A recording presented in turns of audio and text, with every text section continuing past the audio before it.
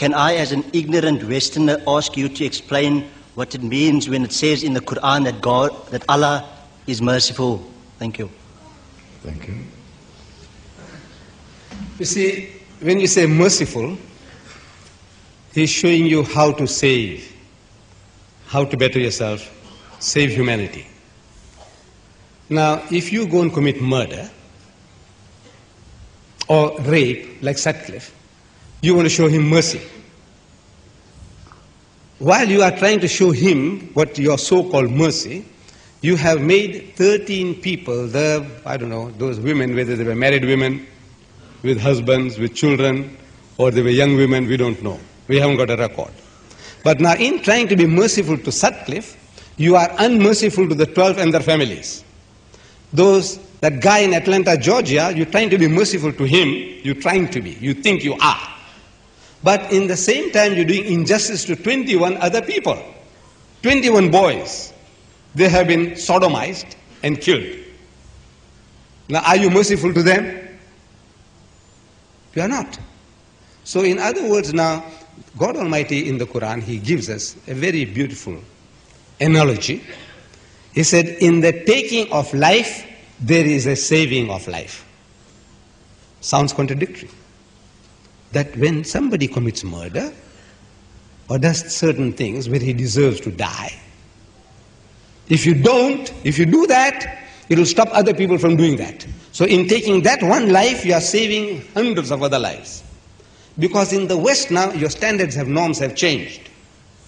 People, it's like eating peanuts. You know, no person is safe in Washington, D.C. The police force there in Washington, D.C., you know, the capital of the United States.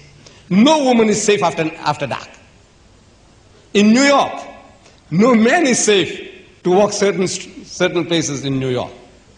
So it is this idea of yours which says, no man, you know, the guy is sick, he's like this, he's like that. Somehow you account, you know, for his misdeeds. These guys, you read them in the newspapers almost daily. They abuse their own little children, 3-year-old and 4-year-old. I don't know whether you read newspapers. What happens to them? Do you know? Nothing. Nothing. This is now they've gone for treatment. What treatment? The guy who abuses his own 3-year-old, rapes his own children. But you see now, mercy would mean get rid of him.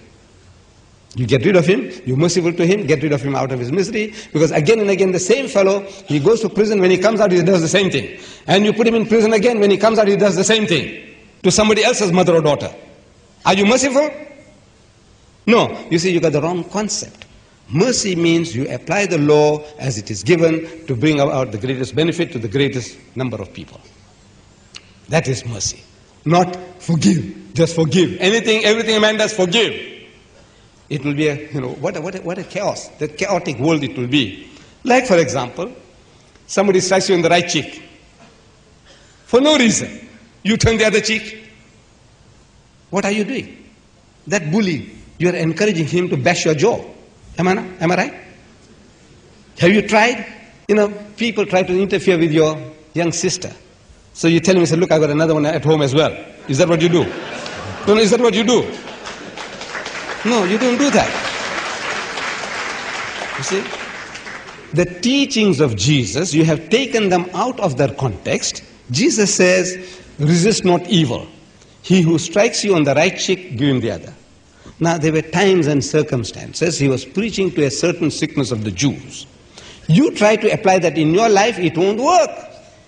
So, you go to the other extreme. The West has gone to the other extreme now. And is creating more and more problems. Rape, murder, incest. Rape, murder, incest. It's become universal.